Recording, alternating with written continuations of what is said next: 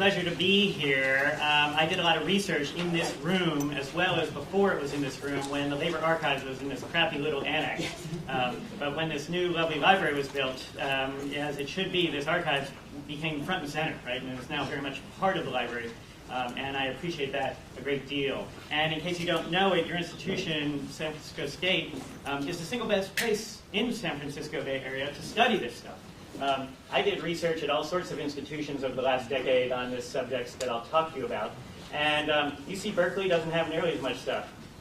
No other place does. SF State is the public university in the city of San Francisco, and therefore has for decades collected all sorts of amazing materials about ordinary people, social movements, labor unions, and the like. That's why it's so cool for me to be here speaking to many students at this institution after, like I said, doing so much research here. But I also did research in a bunch of other places, and I also interviewed a number of people, and I'm happy to have brought with me today really sort of the perfect person to be here, Clarence Thomas, who you'll hear from after me. So I wrote a book, and it was recently published, and it's called Dockworker Power. In a way, I don't have to say anything more, right? Those two words tell you what my book is about, no secret. And that book that I wrote actually compares South Africa's port workers in Durban, who I'll only briefly talk about, and dock workers here in the San Francisco Bay Area. And it's not a history from A to Z. Rather, I tried to write a book that explored what I believe are important issues, not just if you happen to be interested in these obscure subjects, but actually for all of us, because the issues that I explore in my book, I believe, are relevant to all of us, regardless of our interest in the past. I study the past because I care about the present, because I want to make the future better, right? And so I think this is what some of us call a usable history. Well, I hope you agree. Really, the three themes in my book are this: how workers who organize, sometimes in unions and sometimes you can organize in other ways, who fight not just to improve their own lives, which I'll talk a little about, but also how they fight using their power to help other people. Often fighting against racism and racial oppression in their home places, but also in their own countries, as well as in other countries. But because I could not help myself, I also ended up writing a great deal about technological change, which in this industry is called containerization. And I'm not going to talk about that today. You might be thankful. But really, technology in the 21st century is probably the single most important issue affecting work and workers, period. Right?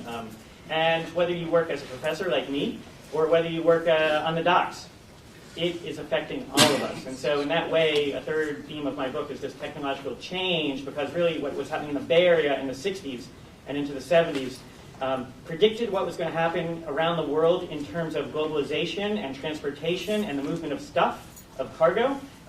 And, well, that still exists. I mean, the world we have today is really because of containerization. And so really, I didn't intend to write a book about that subject, but it was so important and interesting, I believe, that I felt compelled to do so.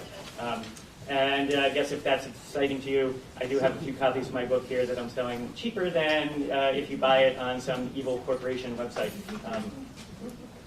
So I am not going to spend much time talking about South Africa, but I do want to sort of just quickly explain why in the world someone like myself would think that one could study South Africa and the United States. I'm not the first person to do so. For those of us who know something or have had the opportunity to spend time in or live in South Africa and the United States, in fact, there are incredible, interesting parallels. In other words, I'm comparing apples and apples as opposed to apples and oranges. Right? But in 1966, a U.S. Senator by the name of Robert F. Kennedy traveled to South Africa and spent a week. And he gave some speeches, and I'm going to just quote you one part of one speech that sort of speaks to this matter. He spoke at the University of Cape Town, a public university there, not so different than here. I came here because of my deep interest and affection for a land settled by the Dutch in the mid-17th century, then taken over by the British, and at last independent. A land in which the native inhabitants were at first subdued, but relations with whom remain a problem to this day. A land which defined itself on a hostile frontier. A land which has tamed rich natural resources through the energetic application of modern technology. A land which once imported slaves and now must struggle to wipe out the last traces of that former bondage. I refer, of course, to the United States of America. That's where we laugh, because actually he's speaking in South Africa. He just explains South African history, but for those of us who are Americans or know U.S. history better, he's simultaneously just described American history too. Right? And so we actually share a great deal in common despite being in far distant places. I also am really interested in port cities. And I always tell people in San Francisco and the San Francisco Bay Area, if you think the Bay Area is cool, but you don't know about the centrality of the port and the history of the port, you actually don't even know why San Francisco is cool. Right? You actually have missed it. Right? For 100+ years, essentially, the San Francisco Bay Area was the most important port in the entire American West, as the country of the United States became the most economically strong country in the world. Right? And that San Francisco, not LA, was driving this. Although subsequently in the late 20th century, Los Angeles will become more important. But I also want us to think about Durban. But if you close your eyes and think about Maine, think about a city that you think is important, interesting, influential. It's very possibly a port city. London, New York, Hamburg, Hong Kong, Shanghai, Durban, Buenos Aires, pick it, right? They're almost always located along bodies of water. That is not coincidence, right? It is because that is how people and ideas and stuff have moved around the world. It's easier that way, right? And so I like us to think about that in just a little way. Now, this image of San Francisco on the right is actually really cool. It's from the around 1850. Gives us a sense of what the city was like. This is on the east side of the peninsula, because if you look at the map on the left, well, that geography tells us all we need to know about why San Francisco is San Francisco. It is because it is the single best harbor in the entire west coast of North America. So that when the Spanish were starting to explore the west by ocean, they actually missed this harbor more than once because it's actually a pretty narrow strait, the so-called Golden Gate. Yeah. But ultimately, someone sailed into it and then realized that there's this ginormous bay, right, that is protected from the elements and is quite deep. And so it's an awesome place for stashing ships. And, if you know your history well, in the 1840s, when gold is discovered in the Sierra Nevada mountains, right, you're not going to ship that gold through the deserts of Nevada across the plains and trying to get it to New York. No, you move it a few hundred miles to San Francisco, the closest port to the gold fields. And then it sort of goes out to the world. And if you look at the San Francisco seal, which I know probably only I have done, maybe this guy, right, you'll see actually a sailor and a miner are on the crest, right, like a sailor and a miner. That actually is why San Francisco is San Francisco. Right? And then subsequently, it becomes an industrial place where ideas, where people, where cargo comes in and out. And that's not unique. Durban, South Africa, actually shares much in common. Now, assuming that we don't know where South Africa and Durban are located, there's this convenient red arrow, right?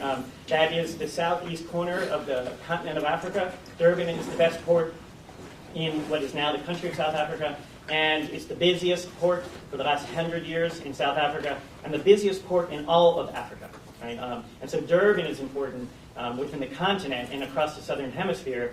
The photograph on the right gives us a little taste of what mid-20th century Durban looks like. Very, very, very narrow mouth, much smaller, narrower than the Golden Gate. And then opens up into this actually also pretty tight harbor. And the city proper is actually located... That's the port area, and that's the city. And now, through the containers, actually, this is the southern part of Durban Harbor. So dock workers, a subject I talk all the time about, but of course the average person doesn't know really what they're about. Right? You can call them longshoremen, you can call them dock workers, you can call them stevedores if you watch The Wire. But these are the people who move cargo. They load and unload ships. Now, historically, before the 1960s, this work was very hard. It involved brute strength, a lot of manual labor, hundreds and hundreds of pounds of sacks, up and down ladders, up and down ships, day and night, good weather and bad. But not only is the work hard, it's actually hard to get a job doing this hard work. A lot of people could do this work, and so a lot of people would try to get jobs in this field. Sometimes we now call this day labor, but a lot of us actually historically call this casual labor. And that just means that you get hired by the day. Right? There's no guarantee after today you will ever have another job in this field. Right? So you have to compete every day.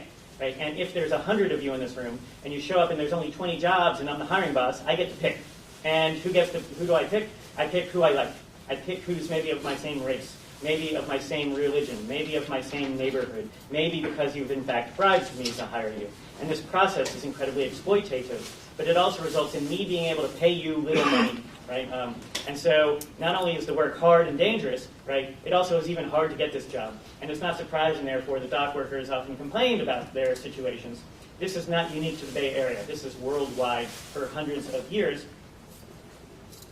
But once you did get hired, interestingly, this work started to create a collective identity. Not all work does.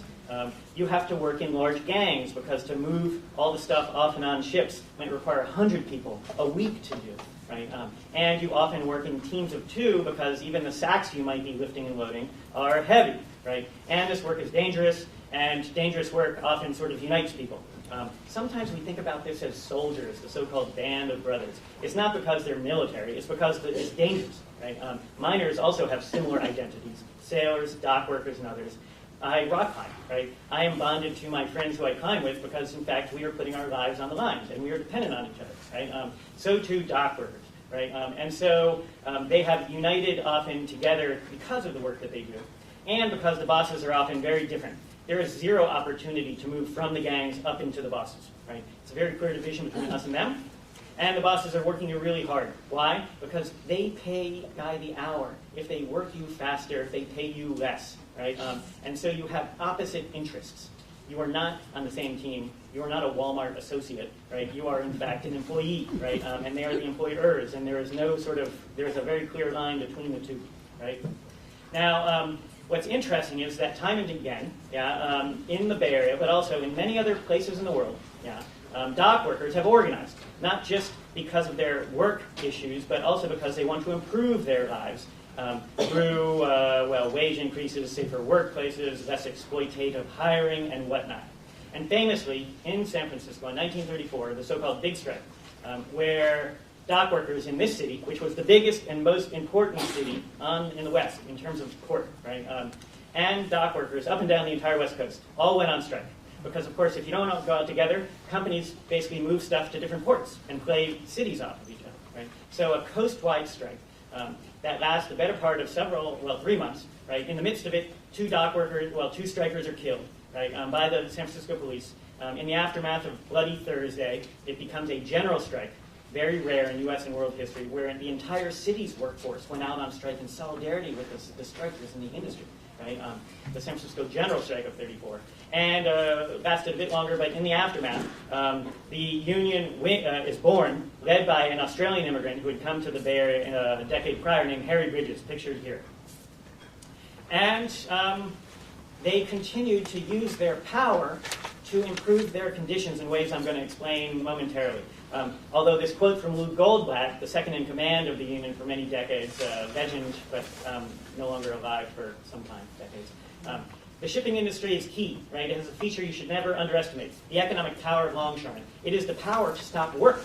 It is the power to stop work, right? And so think about the fact that we all know the phrase, time is money. In transportation, that is literally true, right? Because companies are paying by the hour, right? Their workers, how they rent space in piers and whatnot, right? And the ship must sail on time, right? So because of that, that gives workers leverage. If they stop work, they're costing the bosses money. Everybody knows it, the bosses and the workers, right? And so time and again, you could pull what are these called quick strikes to leverage that reality of time is money in order to improve your own conditions, get a safer workplace, etc. Right? And so both before and after the union, these sorts of actions occurred in San Francisco, but around the world. Right? And like I said, what's interesting for me is that how dock workers not only improve their own lives, and we're all animals, right? We all want to improve ourselves first, right? Like, I'm okay with that, right? Like, so I have no problem with unions wanting to make more money for their members, right? But in addition to that, they've often, not always, used their power to help others, right? And that's really what I'm wanting to feature here. So first of all, these guys were radicals. They were radicals in a number of ways, but they were left-wing radicals. That meant that they had a very different view of the world than capitalists, right? They were socialists of different sorts. What did they do with their power?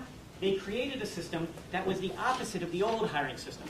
Now when a company wants to sort of hire workers, say Hill Brothers coffee beans coming up from South America, being unloaded, you can still see the signs by the ferry building, right? We need 100 workers.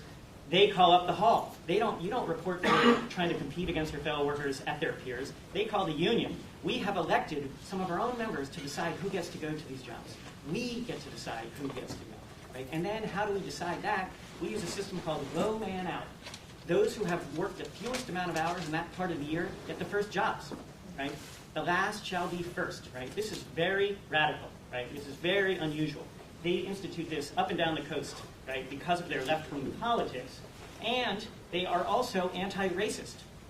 Not simply, I don't see color, whatever that means, right? They actively work to fight against African-American oppression and the oppression of other people of color, right? Now, it is worth noting that the city of San Francisco is literally 1% black in the 30s, and the membership of the waterfront is 1% black, approximately, right? So they are doing this even though the fact that there's not a lot of black workers threatening their workplaces, right? Because blacks are often seen as competition, right, by white workers. Instead, you have a left-wing white workforce who actively want to bring African Americans into the union, although at that time, like I said, it's a very small number. During World War II, however, in what becomes known as the Great Migration, suddenly several 100,000 African Americans end up in the Bay Area. Most of them coming to try to get jobs in the shipbuilding industry, which employs huge numbers of people. But some of those men, the workforce of the waterfront is all male at this time, end up on the waterfront. And there they are also included. So that, for instance, Cleophas William, a legend on the waterfront in San Francisco, who just passed away last year, when Cleophas arrives from rural Arkansas during World War II, right, and he gets a job on the waterfront, he says, when I came here, me and other black people couldn't believe how good we had it. It was very likely the first time in their lives that they'd ever met white people who were not overtly racist, right? Think about that, right? Like, their entire lives have been spent in this horrible system of racial oppression, which we often call Jim Crow, and suddenly this union is treating them as equals, and they're actually getting paid much better, right? Sounds pretty good. I am not saying that all these guys are perfect, by any means, and who knows what goes on in people's minds. Right, in terms of their actions, these folks are just demonstrating a commitment to racial equality that is unparalleled in this era, right? And this is a generation, this is 30 years before the Civil Rights Act of 1964 said you have to integrate, right? And so they are voluntarily doing what almost no other white institutions are doing, right, in the 30s, 40s, and 50s. And they will continue to do this as more African Americans come into the union. Guess what? They start pushing harder on these issues, right? And so they start pushing that other locals in the union start opening up their ranks. Some of us know this industry better than others, but Local 34 is also in the Bay Area. They represent the clerks. Clerks are the information handlers, right? Dock workers are in one local, the info guys are in a second local. Clerks, if you ever go to Giant Stadium, just to the north of the stadium is Local 34. You can see their hall, right, because they haven't yet left. Local 10's hall is on the North Point right near Fisherman's Wharf. The city has changed. But these unions are still there, literally, right? They have not decided to sell out their property to hotels, or I don't know who else is going to buy those properties along the Embarcadero. Now, famously, Martin Luther King, and less famously, because he's not nearly as well known, Paul Robeson, are both honorary members of the ILWU. Robeson is actually the more important figure, arguably, right? Robeson is an actor, a singer, travels the world, but he's also an outspoken critic of racism in America and an outspoken friend of the Soviet Union for being anti-racist. The reason you don't know him is because he was brutally attacked for his radical politics, but he was literally the most famous actor and singer of his generation if he was as a black man. Right? So if you combine, I don't know, Kanye West and Denzel Washington into a single person and then made them a left-wing radical, that was Paul Robeson. Right? And he was worldwide famous, right? But the U.S. government took away his passport, which of course destroyed his career, so he couldn't travel the world to make money, right? He was an honorary member of the union, so too King in '67. The year before he's killed, as many of us know, he increasingly is fighting for racial equality by unionizing, because he did not separate out economics and politics, right? He said no. In a racial capitalist world, we have to actually fight with both. That's why King was saying unions are the best way to get out of poverty. And so he visited the Bay Area dockworkers, because that was a union that had been doing this for 25 years. Right? And when he was killed the next year, as the union still does, they shut down the port when one of their own dies. Right? And so on April 4th, 1968, the waterfront was shut down, right? Because King had been killed in Memphis, Tennessee. Right? And although there's all these stereotypes about Oakland, about the Black Panthers being sort of violent, well, guess what? Oakland was quiet on April 4th, 1968. A lot of other cities where there wasn't powerful black organizations, they blew up, right? But literally, Oakland was quiet, right? Defying the stereotypes that we think we have, right? Now, I'll just quickly talk for a few more minutes about some of the other cool stuff that they were doing. My book describes a lot of this and more. But in 1960, famously, there was an anti-communist congressional hearing in San Francisco. And that is famous because UC Berkeley students protested right-wing McCarthyism, or red baiting. Right? Now, what often gets lost is that the person who was being called up to testify, who the Congressional Committee, HUAC, the House Un-American Activity Committee, was talking about, was Archie Brown, who was a communist member of Local 10. Right? And so we often think about the protesters at that event in 1960, but actually, the reason that the committee was holding was because they were still investigating this radical left-wing union, right? ILW Local 10. This union also was involved in the most famous civil rights protests in San Francisco in the 60s, which in 1964 was the Sheraton Palace Hotel sit-in, right? Tourism was a big industry then, just as it is now. A lot of jobs in hotels, right? Who gets those jobs? Who gets paid for those jobs? What sort of jobs you get, right? There was this multiracial occupation of a big hotel, and the union was involved in that struggle. So too, in 1963, in the aftermath of urban redevelopment, which is another way of saying so-called Negro removal, that was James Baldwin's term for basically the displacement of poor blacks from urban centers, right, including what's called the Fillmore, or the eastern part of the Western Addition, right? As they leveled block after block of housing in that part of San Francisco in the 50s and 60s, the union took some of their pension funds and built a housing cooperative. That means you own and you live in the place. You're not a renter. You're a partial owner, right? And it was intentionally priced so that working class people could afford it, and that it was literally the first privately developed housing in the city of San Francisco was actively anti-racist, right? Where they recruit African American, Latino, and Asian American people into this housing development, which still stands like Geary, on the south side of Geary, down the hill to the west from that big cathedral on that hill, right? Of course, 50 years ago this year, San Francisco State student strike. We will hear from Clarence Thomas, pictured here in a minute. But the reason why some people have a race and resistance studies department within the College of Ethnic Studies is because of that strike. Right? The first university in the country that created this sort of program, the very first. Right? But the last point I'll make is that the year after, well, actually the same year as that '69 student strike, Alcatraz, the island was occupied famously, also partially by American Indian students who had gone to school at SF State, right? Which is cool. A pan-Indian group go to the island of Alcatraz because Alcatraz was no longer being used as a prison. And according to some of the U.S. treaties with different Indian nations, when the U.S. is no longer using that land, it reverts back supposedly to the original owners. And so these folks are saying, you're no longer using it as a prison, these 12 acres are ours again, right? Now, that's cool. It lasted 18 months. However, Alcatraz is rock. Nothing grows, no water, right? Everything has to be supplied, water as well as food, as well as everything else. That means logistically, how do you make that happen? Well, Local 10 had a member named Joe Morris, nicknamed Indian Joe by some of his fellow workers, right? Who was from the Blackfoot Nation in Montana. And he basically was an ally to the occupation of Alcatraz, and he secured an unused pier so that literally all the goods that went back and forth and all the people who went back and forth for 18 months was because what Morris had done. If he doesn't do that, Alcatraz doesn't get occupied. Right? It becomes a one-day occupation, not an 18-month occupation. Very interesting. Right? At the Local 10 archives, the LW archives on Franklin Street, you can actually see an unpublished memoir of Indian Joe Morris, right? In which he talks about his life there. Right? And last but not least, the LW Local 10 still has a drill team combining African-American college step tradition with some military traditions. Lots of Local 10 members are veterans of the military, right? You can still sometimes see the drill team at public events, Chinese New Year, anti-war protests. Labor archives events, right? And so, anyway, this is from 1972, right? I tried to be quick. That's a sort of summary of parts of 2 chapters, right? But there's more in my book, Dockworker Power. And thank you for your attention.